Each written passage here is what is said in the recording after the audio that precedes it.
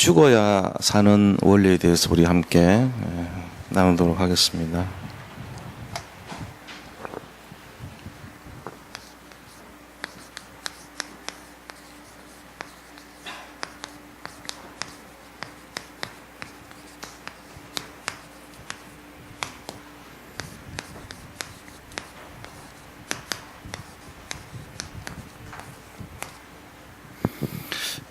먼저 이번 주일 말씀을 우리가 다시 한번 생각을 해보면요.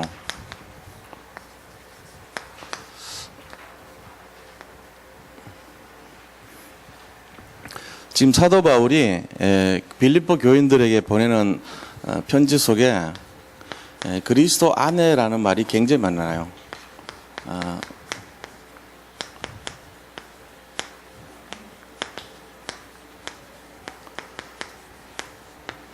그래서 너희가 그리스도 안에 있으라고 그렇게 얘기를 하는데 빌립보 성도들의 영적인 성장, 이것이 바로 풍성한 인생의 첫째 내용이라는 거죠. 그래서 우리가 예수님 믿는 가운데 풍성하다는 말을 자칫 잘못 이해하면은 이제 물질적이고 육신적인 걸로 이해할 수 있지만 진정한 풍성함이란 것은 영적인 거라는 거예요. 이게 가장 확실하고 분명한 결론이 나지 않으면 계속 갈등하고 살게 됐습니다. 그래서 영적인 성장이 먼저 풍성한 인생의 첫째라는 것을 알 수 있어야 돼요. 그럼 영적 성장 중에 가장 중요한 내용이 뭡니까? 선교 위에서, 전도 위에서 드리는 걸 말이죠.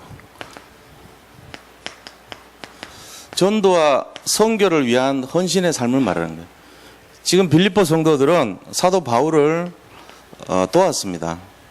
바울을 섬겼죠. 그렇기 때문에 이들은 영적으로 많이 성장을 했다는 거예요. 그리고 그걸 통해 가지고 우리가 볼 수 있는 게 이제 물질이 있는 곳에 마음이 있다 그랬잖아요. 그러니까 진정한 섬김은 이렇게 막 말로 하고 이런 것이 아니라 실제적으로 그를 도와줘야 되는 거예요. 그게 맞는 거죠.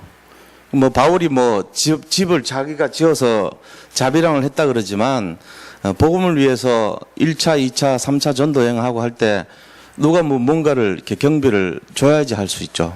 그 많은 거리를 돌아다녔는데 거의 상당한 거리를 이렇게 다녔잖아요. 그러니까 그런 모든 움직임에 누군가가 협조하지 않으면은 동력하지 않으면 안 되게 돼 있는 거예요.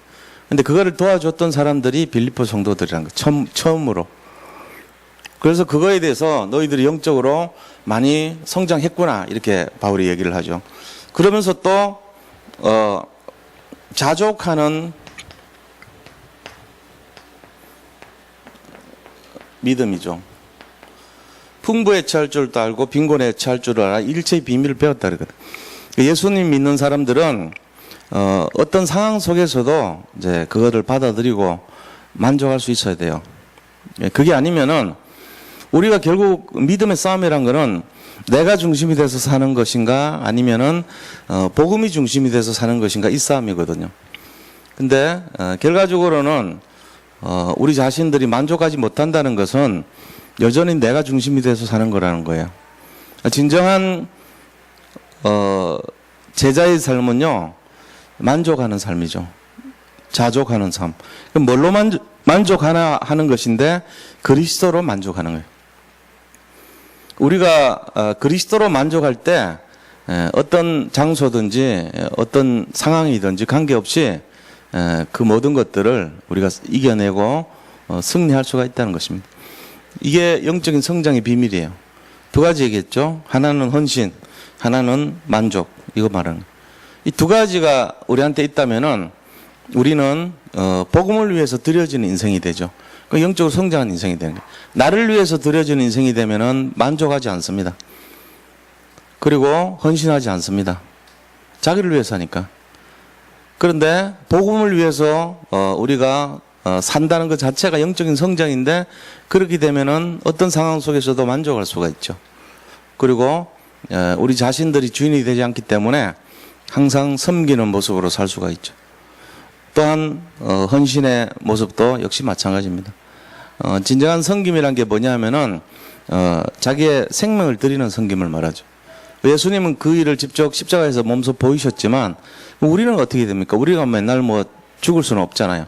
우리가 지금 살아있으면서 섬기는 최고가 뭐냐면은 내가 정말로 소중하게 여기는 그 귀한 물질을 드리고 전도자를 섬기고 전도자가 하는데 동력하고 이런 걸 말하는 거죠.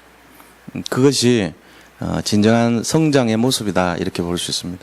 자, 그럼 두 번째는 이번 주 얘기한 것이 영적 성장도 그렇지만 하나님께서 우리의 모든 필요를 채우시는 분이라는 거예요. 이걸 아는 게 중요한 거예요.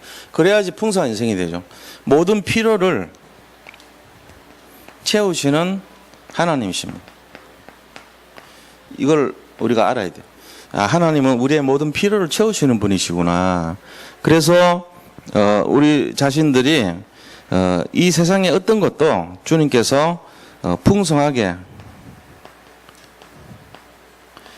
채우시는 하나님을 알아야 돼. 하나님은 부족함이 없도록 다 이렇게 이루어 가신다는 것을 말씀하고 있습니다. 그렇게 하면서 이 바울을 돕는데 자기들이 다 그 필요한 걸 채웠죠. 이제 향기로운 재물이라 그랬어요. 그죠?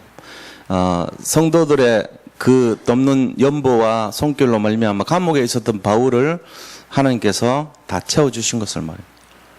이것이 사도 바울에게 중심을 가지고 어떤 상황 속에서도 그것을 이겨낼 수 있는 믿음의 내용들이 이제 그러니까 빌립보 성도들의 그 믿음과 합쳐져 가지고 이제 믿음의 용기를 담력을 얻게 되죠.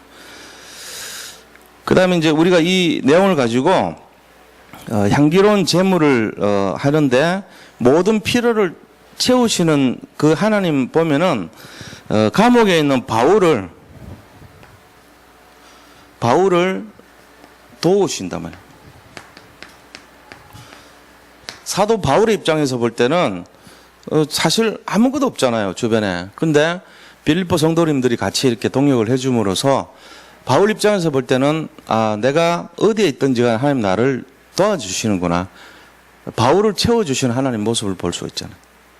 그러니까 빌립보 성도님들 입장에서도 바울과 동역하는 향기로운 제물을 드리면서 영적인 성장도 하고 또 그들의 모든 필요를 채우시지만 바울 자체 입장에서도 보면은 공급하시는 하나님을 발견하게 되는 거예요. 그래서 하나님께서는 우리에게 모든 필요를 채우시고 백지수표와 같이 구하는 것을 모든 것을 공급하신다는 거 알아야 돼요. 그래서 이 믿음이 실제적으로 있다면 우리는 모든 것을 통해 가지고 하나님께 그 영광을 돌려드리는 삶이 돼야 돼요. 왜 그러죠? 우리가 구하는 것보다도 더 넘치게 공급하시는 하나님을 알아야 되기 때문에 에베소 3장 20절 보니까 더 넘치게 공급하신다 그렇게 말씀을 하셨습니다. 결과적으로 풍성한 인생의 내용이란 것은 어떤 것이냐면은 우리 자신들이 영적으로 성장하는 인생이 돼야 된다. 영적인 성장의 인생이 되면은 결국은 뭐냐면은 하나님 중심의 인생이란 거예요. 복음 중심의 인생. 내 중심이 아닙니다. 이게 계속 나오는 내용이에요. 유광수 목사님이 계속 하는 게 뭡니까? 자기 자신이 진짜 복음을 누리는 삶이 돼요. 나의 복음. 내 것이 있어야 된다는 거예요. 나의 복음, 나의 믿음, 나의 결단이 있어야 돼요. 그 영적 성장은요, 내 중심에서 하나님 중심으로 변화되는 걸 말해요. 그러면서 하나님이 어떤 분이신가를 알아야 됩니다. 공급하시는 하나님이에요. 모든 필요를 채워주시는 하나님이란 거예요. 이걸 알면 우리가 낙심하거나 염려하는 일이 있으면 안 돼요. 공급하시고 다 채워주실 것이기 때문에. 이건 이제 믿음으로 굳게 잡으셔야 됩니다. 여기에는 어떤 것이 들어갑니까? 우리 자신의 필요도 중요하지만 사실은 우리 가문의 필요도 채워주시고요. 현장의 필요도 채워주세요. 교회의 필요도 채워주시죠. 그리고 우리의 후대들의 필요도 채워주신다는 것입니다. 지금 전 세계적으로 사람들이 굉장히 갈급해 있어요. 근데 이 필요를 채우지 않는다고 생각해서 그런 거예요. 근데 하나님은 우리가 구하는 것에 넘치도록 채워주시는 분이다. 여기에 대한 분명한 내용을 알고 있어야 됩니다. 그러니까 이제 제가 저번에도 말씀드렸지만 우리가 주로 하는 기도 내용 보면요, 주실 줄 믿습니다. 그리고 속으로는 안 믿습니다. 이런다니까요. 현실이에요, 그게. 하나님이 이렇게 될 줄로 믿습니다. 그래 놓고는 나가면서 안 믿습니다. 그런다니까. 다 그래요. 거의 한 7, 80%가 그렇게 살아요. 그러니까 안 믿으면서 믿는다 그러는 거예요. 자기를 속이고 자기를 기만하니까 응답이 옵니까? 안 오지. 그러니까 단순한 믿음을 가져야 돼요. 자꾸 복잡한 믿음 가진 사람은 이중적인 생각을 하고요. 생각 자체가요, 굉장히 복잡합니다. 그런 사람은 응답 못 받아요. 그렇게 하면 안 돼요. 그러니까 내가 진짜 믿습니다 하면 믿는 걸로 끝나야 돼요. 속생각이나 그 사람이나 과거나 현재나 미래나 다 그대로 통일돼야 돼요. 믿음으로. 그러면 진짜 응답 와요. 그런 사람은. 그 사람한테 가면요, 순수함을 본단 말이에요. 아, 이 사람은 말하는 거나 생각하는 게 똑같구나. 근데 어떤 사람은요, 이 사람 말은 이렇게 하지만 뒤돌아서면 완전히 딴 사람이야. 응답 없습니다. 그 사람. 그 이중적인 삶이거든요. 그리스도인들이 왜 그렇게 자꾸 어렵게 사냐. 구조가 복잡해서 그래요. 그렇게 하면 안 돼요. 제가 진짜로 이렇게 응답받는 분들 모습 보면요, 생각하는 거하고 행동하는 거하고 이 말하는 게 일치해요. 항상. 그런 사람들이 응답받아요. 그 사람 내뱉은 말은 그대로 믿음 될 정도로 단순해요. 그게 맞는 거죠. 그 뭔가 막 이렇게 뭔가 좀 이 복잡하고 너무 이렇게 다른 생각이 많이 끼어드는 것 같고 변화가 막 무쌍하고 그 사람 말은 오늘 다르고 내일 다르고 또 미래가 다르고 이런 분위기면 하나님 역사 안 하십니다. 그 믿음의 사람이 아닙니다. 그래서 이거 해야 돼요. 공급하신 하나님에 대해서 믿으셔야 돼요. 그럼 내 속 사람도 믿어야 돼요. 하나님이 하실 것이기 때문에 거기에 대한 믿음을 갖고 있어요. 어떻게 하시는지는 몰라 우리가. 그거 알 필요 없습니다. 무슨 씨앗이 자라가지고 어떻게 뭐가 일어나고 뭐가 변화되고 알 필요 없어요. 그거 너무 복잡하게 알 필요 없다니까. 하나님께 맡기고 주님이 이렇게 하실 것이라는 믿음을 가져야 돼요. 그게 중요한 거예요. 저는 과학을 많이 공부했잖아요. 과학자는 아니지만 과학을 한 몇십 년 공부한 사람 아닙니까? 어떻게 보면은. 과학적으로 해서 밥을 많이 먹고 오래 먹고 사는 사람 아닙니까? 어떻게 보면. 그런 쪽의 사람이에요. 그러니까 사고방식 자체가 굉장히 과학적인 거를 쫓아가게 돼 있고 어떤 그런 합리적인 생각에 이렇게 빠져 있고 이런 게 강해요. 제 속에. 근데 그거를 부인하고 싶어요. 저는 솔직히. 왜냐하면은 믿음에 너무 방해가 돼요. 우리 몸 속에서 어떤 변화와 반응에 대한 이 회로가 있거든요. 여러 가지 회로가 있어요. 회로. TCA 사이클, 그다음에 그다음에 이제 그 속에서 일어나는 반응들, 그다음에 생화학적인 흐름들 이런 변화들이 몸속 곳곳에서 다 일어나거든요. 들어가면 뭐가 어떻게 들어가서 예를 들면은 탄수화물이 들어가서 그것이 이 제일 말단으로 가면은 이 글루코스나 이런 식으로 막 변화가 되고 그다음에 그것이 아세틱화 엔자임으로 바뀌고 그다음에 그게 이제 말릭 액시드로 가고 포마릭으로 가고 이소 무슨 액시드로 가고 뭘로 가고 이러면서 쫙 회로가 돈다고. 그런 회로를 내가 몇십 개를 외우고 있었으니까 변화 일어나는 게. 그럼 딱 보면 그냥 사람들이 보는 거하고 제가 보는 건 다를 수 있잖아요. 나는 논리적으로 이해가 돼야 하지만 그렇구나 이래 되는 사람이란 말이에요. 근데 그렇지 않아요. 그런 거 다 이해해가지고 언제 하나님이 하시는 일을 이해합니까? 모릅니다. 태평양에서 물 한 그릇 떠는 거에 지나지 않은 수준이에요. 그런 수준을 가지고 우리가 하면 안 되죠. 맡겨야 돼요. 어떻게 해서 변화가 되고 어떤 에너지가 나고 알 필요 없어. 하나님 하시는 거예요. 그 지나친 거예요. 그거는 하나님 하신 거 간섭하는 거예요. 알 필요 없어. 그냥 그러려니 이해하면 돼요. 우리가 이런 영적 성장에 대해서 공급에 대해서 믿으시면 되거든요. 하나님 나를 세우시는 분이고 하나님 나를 채우시는 분이시고 하나님은 이 모든 것들을 하시는 분이다. 이걸 믿으면 돼요. 자꾸 토달지 말고 어떻게 하시는지 궁금해하지 말고 그러면 우리가 하나님 되게요? 그게 아니에요. 이거를 풍성한 인생이라고 딱 했으면 뭐가 풍성하냐? 나를 영적으로 자라시게 하시는구나. 그 다음에 내 모든 필요, 육신적인 필요도 채우시는구나. 그래서 내가 하는 이런 영광을 돌리면서 살아야 되겠구나. 이것만 하면 돼. 이런 결론으로 단순하게 믿으시길 바랍니다. 그게 중요한 내용이에요. 그래서 영광, 하나님께 영광 돌리는 인생. 예. 이 결론입니다. 자, 그러면은 오늘 본문의 말씀 뭐냐면요.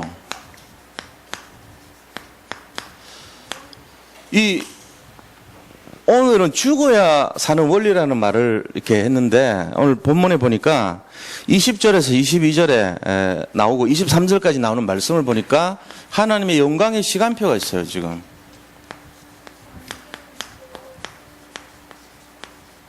이거를 얘기하는데 첫째는 오늘 20절에서 22절 말씀을 보자고요.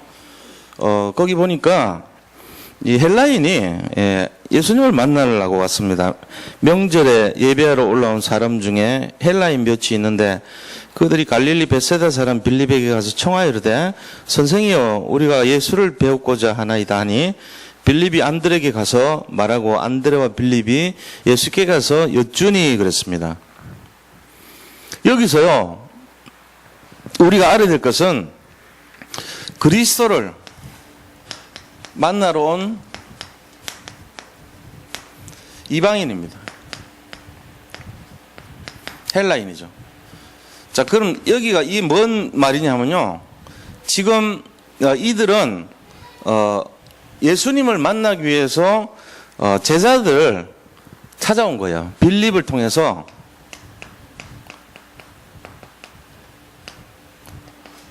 예수님을 만나기를 원합니다. 이유는 뭐겠습니까?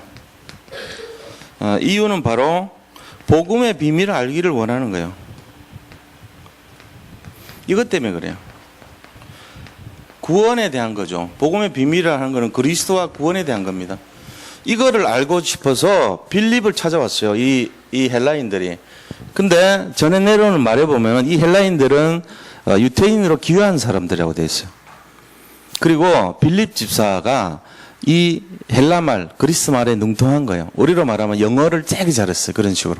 우리 지금 있는데 미국 사람이 찾아와서 이제 누구를 만나자 그랬을 때 거기 중간에 제자들을 통해서 만나는데 거기에 영어 잘하는 사람이 영어 잘하는 사람 만나야 될 거 아닙니까? 그런 식으로 하는데 빌립이 헬라말을 능통하게 했어요. 그래서 이 빌립한테 찾아와가지고 부탁한 거예요. 근데 뭐 때문에 찾아왔겠어요, 예수님을? 이유는 단 한 가지밖에 없습니다. 복음에 대해서 알고 싶어서 온 거예요. 그리스도가 뭔가를 알고 구원이 뭔가를 알고 싶어서 온 거죠. 그것 때문에 온 거예요. 자, 그러면 그때 예수님이 그래? 그럼 이리로 오도록 모셔라. 이렇게 말해야 되잖아요. 우리가 상식적으로. 헬라 사람이 나를 왜 찾아왔지? 라든가. 아니면 그 손님 모시지. 일로 데리고 와. 이렇게 대답해야 되죠. 근데 예수는 그런 수준으로 말씀하신 적이 단 한 번도 없어요. 막 건너뛰어서 얘기해요. 저 미래 한 8단계 뒤에 말 갑자기 끄집어 얘기합니다. 뭐라고 얘기합니까? 23절 보세요. 23절. 예수께서 대답하여 이르시되 인자가 영광을 얻을 때가 왔도다. 이쪽으로 모시지. 일로 오라 그래. 그들이 왜 나를 찾아왔지? 누군데? 뭐 이런 말 아니에요. 그런 수준. 우리는 그렇게 말하지만 그런 수준 아닙니다. 뭐랍니까? 인자가 영광을 얻을 때가 왔도다. 뭔 말이에요 이게? 영광의 시간표 얘기합니다. 자, 23절에 보니까 예수님의 답변입니다. 답변이 뭐냐니까 인자가 영광의 시간표를 얘기합니다. 영광을 얻을 때가 왔도다. 영광의 시간표. 자, 이 예수님의 영광의 시간표라고 그랬는데 이 영광의 시간표를 뭘 말합니까? 예수님께서 말씀하시는 영광의 시간표는 바로 십자가를 말합니다. 십자가. 십자가의 죽음을 말씀하고 계십니다. 예수님께서는 십자가의 죽음을 통해서 뭐를 얘기했죠? 세상 모든 사람들을 구원할 시간표가 왔다는 거예요. 지금 인자가 영광을 얻을 때가 왔다 이 말은. 그래서 예수님은 이게 결국은 뭘 보냐면은 하나님의 절대 계획, 이 성취 시간표죠. 하나님 절대 계획의 성취 시간표가 뭡니까? 우상숭배하는 사람, 마귀에게 눌린 사람, 그리고 사단에게 종로로 다는 사람, 그냥 갈급한 영혼들, 그 다음에 지금 이 사두개인 바리새인 같이 잘못된 종교생활하는 사람들, 이런 사람을 살릴 때가 왔다 이 말이에요. 자기가 이제 예수님께서 이 땅에 오셔가지고 인자가 영광을 얻을 때가 왔도다. 헬라인들이 왔는데 이런 이방인도 구할 때가 왔으니 내가 드디어 하나님 말씀하신 시간이 보았다 이 얘기예요. 그 말씀하시는 거예요. 우리가 이 내용을 잘 이해하셔야 됩니다. 그래서 이 영광의 시간표가 뭐냐면요, 헬라 사람들이 예수님을 찾아왔다는 것은 구원에 궁금하고 그리스도를 궁금했어요. 그 이방인이. 그때 예수님 답변은 내가 영광의 시간표가 이제 왔구나. 근데 죽을 때가 왔다 이 말이에요. 사인인 거예요, 하나님이. 너희는 땅끝까지, 그죠? 증인이 되리라 그랬잖아요.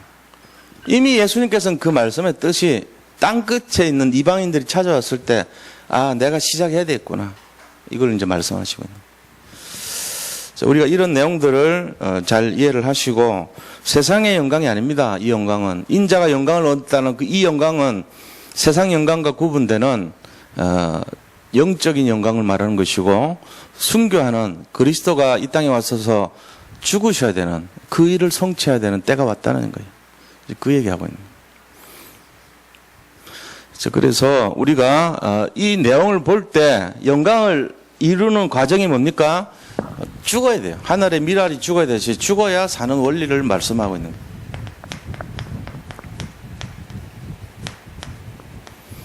죽어야만 사는 원리입니다. 오늘 보니까 24절 보세요.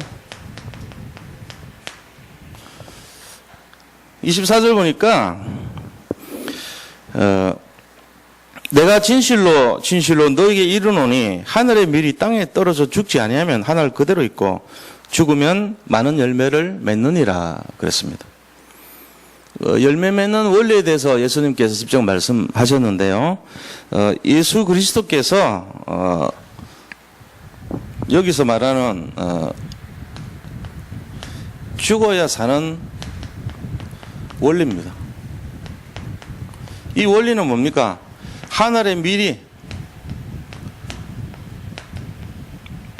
죽어야, 그죠? 많은 열매를 맺는다 했어요. 많은 열매.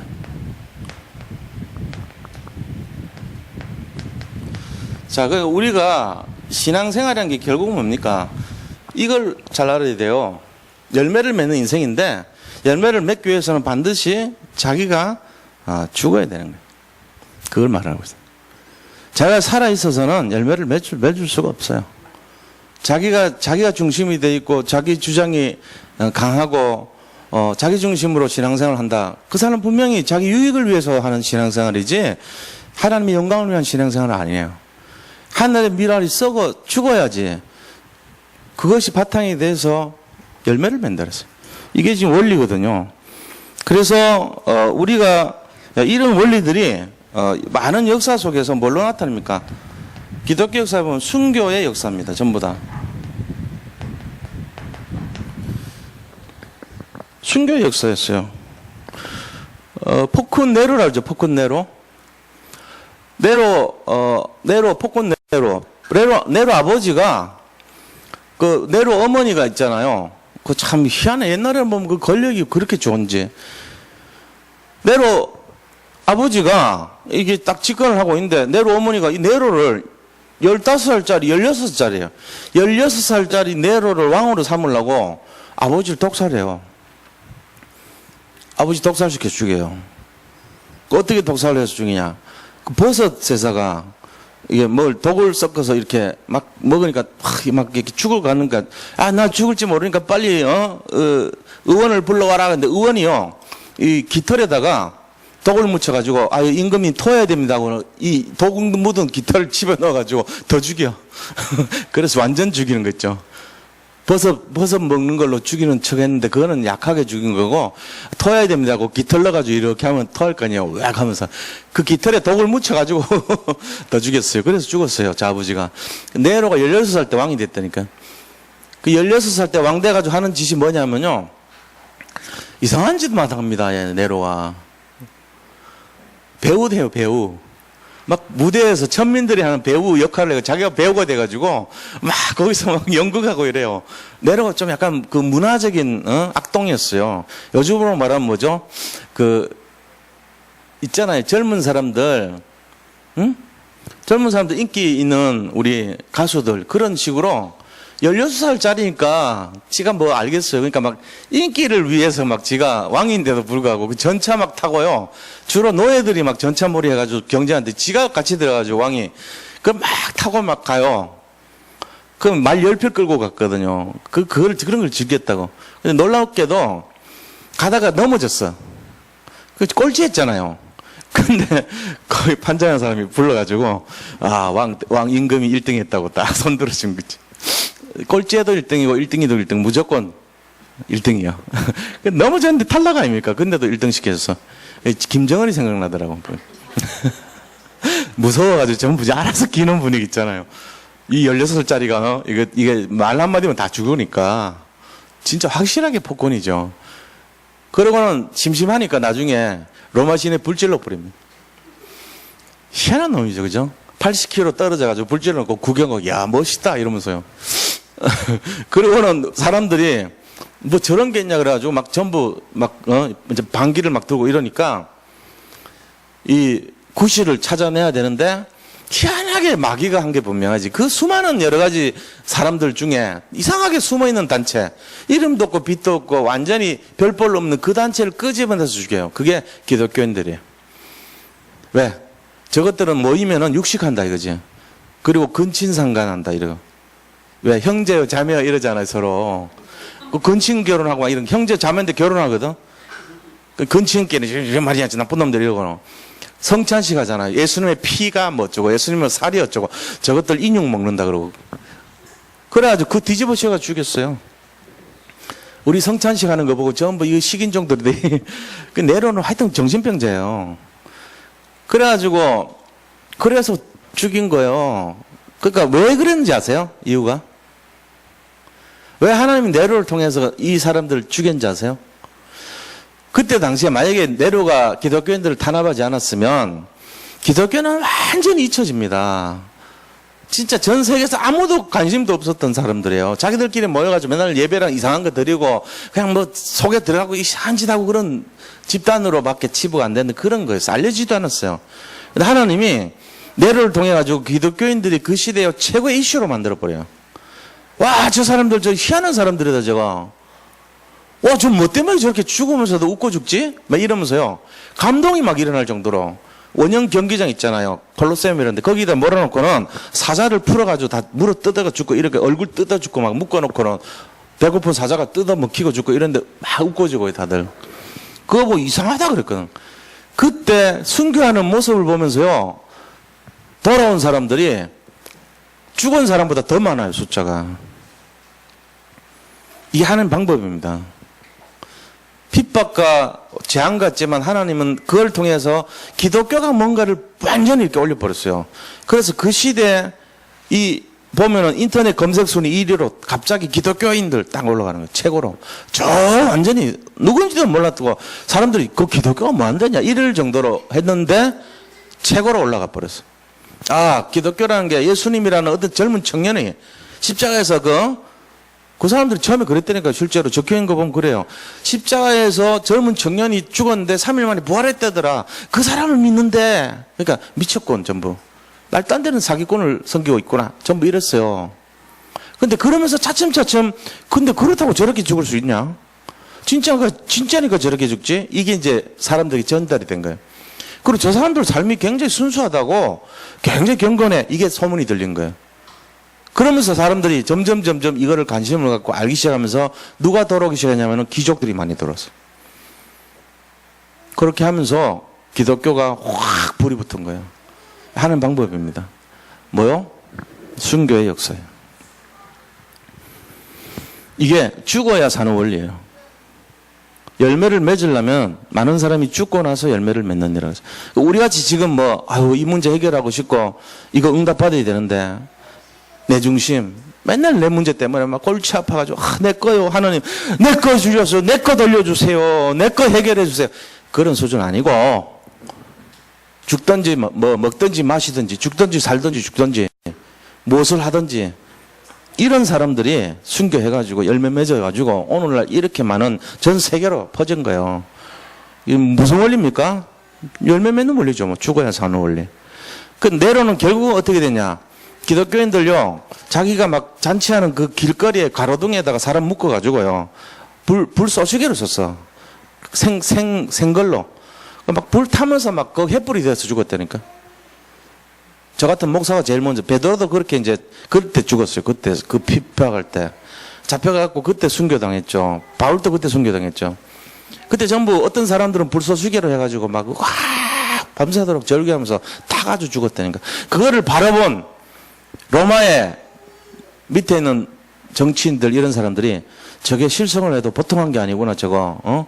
김정은이 밑에 있는 사람들 지금 전부 다 등 돌리기 직전 아닙니까? 전부 말은 안 하지만 저 잔인한 놈 이렇게 생각한단 말이에요. 일부 빼고. 다들 지금 마음이 불안하게 살죠. 그 사람들이. 좋아서 하겠어요? 한 사람도 좋아하는 사람 없을걸요? 그런 분위기였단 말이에요. 그러면서요, 전 모든 사람들이 네로에 대해서요, 반감을 가지면서 결국은 군대에서 일어났어요. 그래가지고 군인 중에 한 명이요, 도저히 못 찾겠다 해가지고, 가가지고 일어납니다. 그래서 이제 막 추격을 하니까 말 바꿀 소리를 들은 그 소리를 듣고 도망을 가요, 네로가. 그러다가 점점 좁혀지니까 칼로 죽어서 자결해버려요. 자살해요. 끝나요. 나이도 얼마 안 되는 사람이. 16살 시작해가지고, 한 30대도 안 돼가 죽어요. 이런 거 보면은 하나님이 한 시대에 네로를 썼다니까요. 왜요? 복음을 확산시키려고 그런 거예요. 그거밖에 없어요, 이유가. 왜 그렇게 잔인하게 했겠냐. 그렇게 하면서 순교를 해서 기독교 역사는 순교할 때마다 더 많은 사람들이 일어났습니다. 그게 원리거든요. 여기 그대로 얘기해서 예수님께서 하늘의 밀알이 땅에 떨어져 죽지 아니하면 열매를 맺을 수 없다. 죽으면 많은 열매를 맺느니라. 이게 원리입니다. 우리가 이거 알아야 돼요. 그렇게 하고 25절에 예수님께서 뭐라고 얘기합니까? 25절 보세요.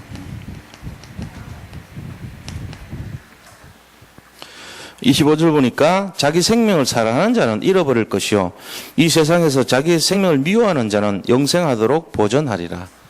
결국 이 얘기는 뭐냐면요, 우리가 어떤 삶을 살아야 되겠는가 하는 거. 어떤 삶. 자, 그날 그 장소 그 시간에 내가 있어야 돼요. 하나님 원하시는 그 장소에. 그날 그 시간 그 장소에 내가 필요할 때 있어야 되는 거예요. 이 삶을 살아야죠. 하나님이 원하는 삶을 살아야지 내 중심의 삶 살면 안 되잖아요. 그날 싫어요. 죽기 싫어. 순교하기 싫어. 그때 그 장소에 내가 왜 거기 사자밥이 돼요. 그 시간에 나는 없어야지. 아유 다행이다. 그때 안 태어나서. 다행입니까 지금? 그때 그럼 죽었던 사람들 개죽음한 거예요? 아니죠. 우리보다는 훨씬 더 많은 상급의 사람들입니다. 왜 그렇죠? 자기 중심이 아니에요. 하나님 중심이죠. 복음 중심, 하나님 중심. 그래서 복음 때문에 생명을 헌신한 사람들이에요. 그게 바로 자기라는 이 중심에서 하나님 중심으로 사는 삶. 이게 이제 예수님 말씀하시는 삶이에요. 자기를 위해서 사는 사람은 아니라는 거죠. 이 세상에서 자기 생명을 미워하지 않은 영생토록 보존하리라. 복음을 위해서. 복음을 위해서. 자기를 위한 것이 아니고 복음을 위해서. 복음과 그리스도, 영광을 위해서 살아야 된다. 이런 삶을 살아야 된다는 얘기예요. 우리가 이 내용이 오늘 내용입니다. 세 번째는요, 결과적으로는 우리가 이 내용을 볼 때 뭐 해야 되냐? 그리스도를 따르는 삶. 주님을 따르라. 나를 따르라. 그랬어요. 나를 따르라. 그렇죠? 오늘 말씀의 26절 우리가 보겠습니다. 사람이 나를 섬기려면 나를 따르라. 나 있는 곳에 나를 섬기는 자도 거기 있으리니 사람이 나를 섬기면 내 아버지께서 그를 귀히 여기시리라. 그리스도를 따르는 그 사람을 귀히 여기신대요. 그래서 그리스도를 따르라. 나를 따르라. 26절. 예수님께서 직접 하신 말씀이 나를 따르라 그랬습니다. 자, 그리스도를 따라가는 삶이라는 것은 결국은 뭔 얘기입니까? 그것은 바로 십자가의 길을 말합니다. 예수님이 가신 길이 편안한 길이 아니죠. 십자가의 길이었어요. 이것은 복음을 위해서 자기 생명을 드리는 겁니다. 생명을 헌신하는 삶입니다. 생명건 헌신의 삶을 말합니다. 나를 따르라 이 말은. 우리가 이런 생각을 해봐야 돼요. 지금 이 시대에 여러 가지 어려움 똑같거든요. 세상 사람들이나 우리나 뭐 거의 비슷한 어려움을 겪고 살고 있는데 그 속에 묶여가지고 주님 앞에서 날마다 내 거 이러면 그거 안 돼요. 내 거가 지금 현실이 급하더라도 주님 거 바라봐야 돼. 주님을 따르라 그랬잖아요. 십자가를 지는 삶을 살아야죠. 그래서 우리가 이런 내용이 뭐냐 그러면은 주님을 따르는 삶의 내용이라는 것은 결국은요, 어떤 내용이죠? 어떤 삶이고 어떤 내용이냐 이거 알아야 돼요. 어떤 내용이 삶을 말하냐? 첫째는요, 섬기는 삶이, 섬기는 종. 주님을 섬기는 자는 하나님께서 그를 보존하리라 그랬잖아요. 섬기는 삶을 살아야 돼요. 그렇죠? 그리고 뭐 해야 됩니까? 버리는 삶을 살아야 돼요. 버리는 삶. 뭘 버려요?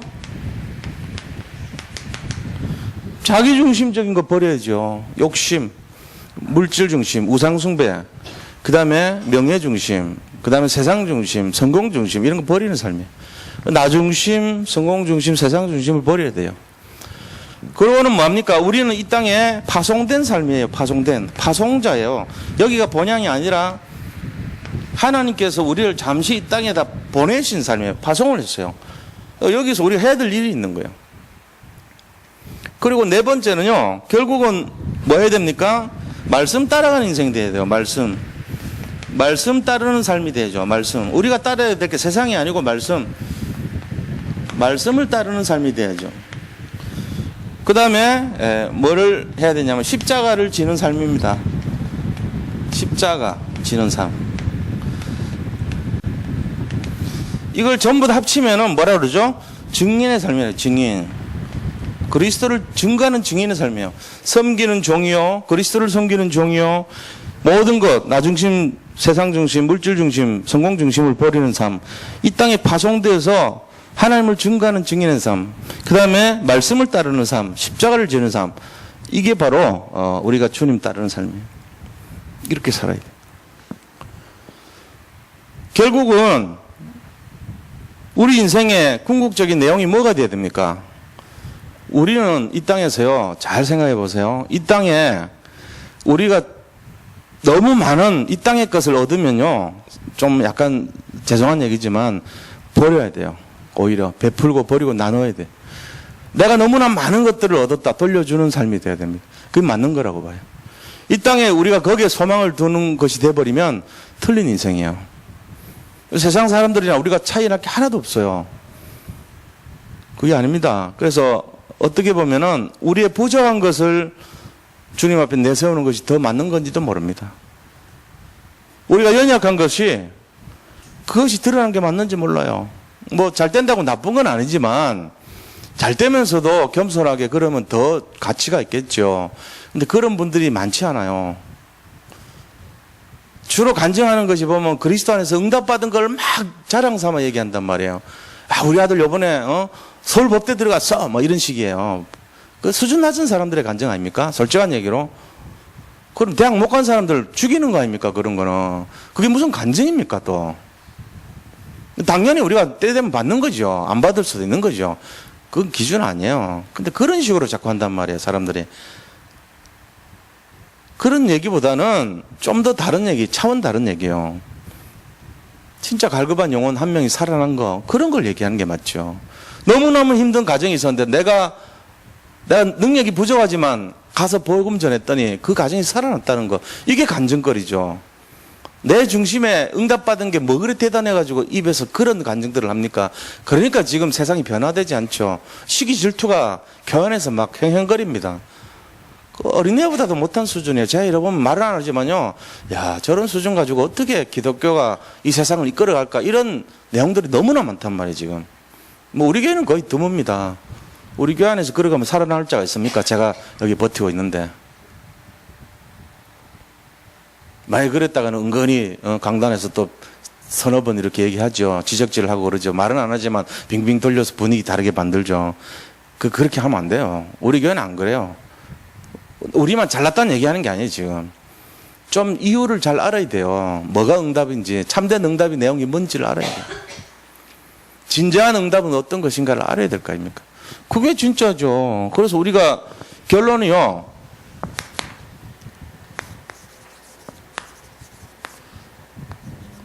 우리가 진짜 복음을 위해서 그리스도 안에서 이 하나님이 하는 이 십자가를 지는 삶이 돼야 되는 거예요.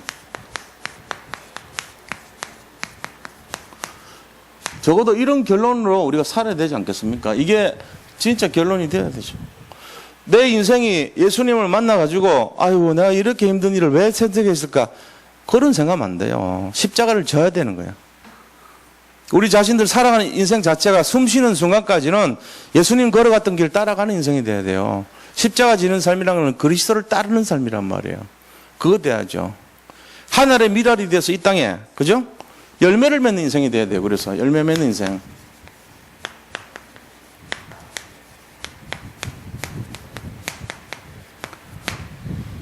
그래서 결과적으로는 우리가 뭘 해야 됩니까? 증인이 돼야 됩니다. 증인. 증인의 삶을 사는 것이 예수님이 이 땅에 오신 이유잖아요. 그래서 이것 때문에 우리가 그 장소에 필요한 그때에 그 시간표에 내가 있어야 되는 거예요. 이게 하나님 원하시는 뜻입니다. 이게 결론이 돼야 돼요. 모든 성도님들이 나 중심이 아니라 그리스도 중심으로 하나님의 소원에 매여서 열매를 맺는 하늘의 미랄과 같이 십자가를 지고 정말로 하나님의 영광을 위해 사는 그런 인생 되기를 축복합니다. 자, 우리 받은 말씀을 생각하면서 같이 이 시간에 잠깐 합심해서 잠깐 기도하도록 하겠습니다. 하나님께 감사드립니다. 아버지 주신 말씀을 우리가 따라서 그리스도를 따르는 인생이 되게 하시고 정말로 하늘의 미랄이 땅에 떨어져 죽지 않으면 열매를 맺을 수 없다고 하셨던 것처럼 내 중심의 인생이 아니라 하나님 중심의 인생, 정말로 복음을 위하여서 양보하는 인생, 희생하는 인생, 헌신하는 인생이 될 수 있도록 아버지 주님을 섬기고 주님을 따라가는 그런 인생 되기를 원합니다. 십자가를 지고 아버지 주님을 바라보며 아버지 하나님께 정말로 중심을 드릴 수 있는 그런 믿음의 사람들이 다 되게 하여 주시옵소서. 모든 것을 감사드리며 살아계신 우리 구주 예수 그리스도 이름으로 기도드립니다. 아멘.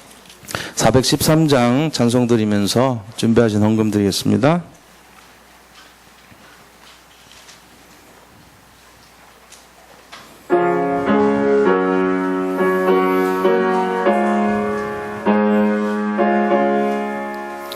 내 평생에 가는 길 순탄하여 늘